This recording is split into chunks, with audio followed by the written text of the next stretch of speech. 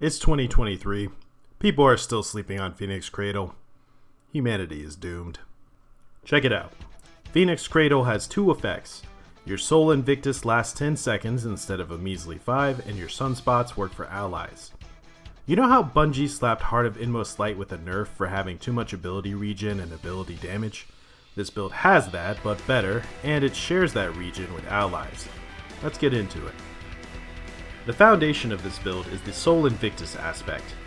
Getting a kill on an enemy that is scorched, or killing an enemy with an ability will spawn a Sunspot. Sunspots proc restoration as well as giving you accelerated ability regeneration.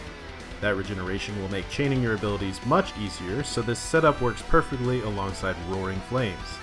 While Roaring Flames is active, you'll also cause Scorch with your standard melee, allowing you to chain Sunspots without wasting abilities on punchable mobs. Your Scorching Uncharged melee also refreshes the duration of Roaring Flames, so keep it going and burn things to the ground. And on the topic of melee, I used to recommend Throwing Hammer, but now that Bungie has made enemies beefier in many parts of the game, the ability to immediately remove a threat with Hammer Strike can't be underestimated. It's also very satisfying to smack a Scion into the stratosphere, or even bigger enemies like Centurions while you have Roaring Flames active.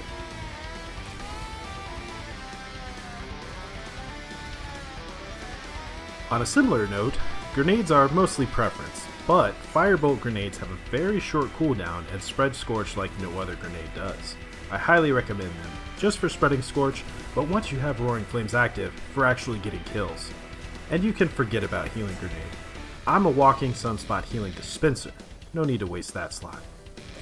Moving on to fragments, you'll want Ember of Ashes for more Scorch stacks, Ember of Solace to make the restoration effect last longer, Ember of Searing to make fire sprites and regenerate melee energy, and Ember of Benevolence to benefit from buffing allies.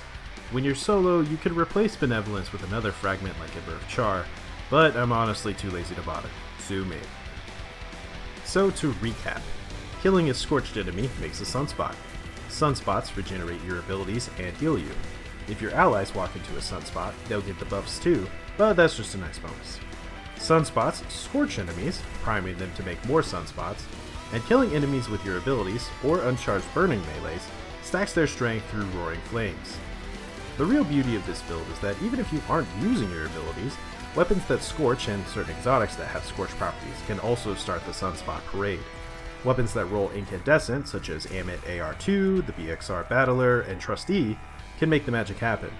And on the same note, several exotics benefit from the Scorch and Ignitions, such as 1000 Voices and the newly buffed Two-Tailed Fox, for damage. Similarly, the mod setup is not strict either. The arms and class item are the most important. I've found that stacking multiple copies of the same mod generally isn't worth it due to diminishing returns, with a few exceptions. That being the case, my arms are slotted with both Impact Induction and Momentum Transfer. This combo makes my grenade and melee generate energy for each other whenever I use them. Combine this with Soul Invictus, and chaining your abilities is as easy as it has ever been, even before the Lightfall changes.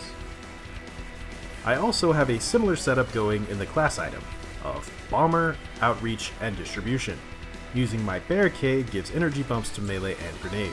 It's a nice backup for if I can't get Soul Invictus rolling easily, or if I get caught out in the open without any Sunspots. And finally, keeping this trend and moving to the rest of the slots, I've also slotted in Heavy-Handed and Emergency Reinforcement. This combination turns Hammer Strike into a very safe option as long as you get a kill. An orb will drop, a Sunspot will spawn, and you'll get an armor charge. I also managed to fit Recuperation on my legs for a quick initial healing bump as extra insurance, just in case. Despite not being in vogue right now, Emergency Reinforcement seems to be the best charge mod for this setup. If your shields are broken, you'll receive approximately 10% damage resistance for an extended duration depending on how many times you slotted in Emergency Reinforcement. This ordinarily isn't worth it, but combined with Restoration, it could be a lifesaver. Having this as my only charge mod also frees up plenty of mod space for more of the ability energy loop mods like the Impact Induction Momentum Transfer setup. I've gone all in on these, even including Orbs of Restoration and Absolution on my legs. Regardless of armor charge, anytime I use an ability, I get a kickstart on another's regen.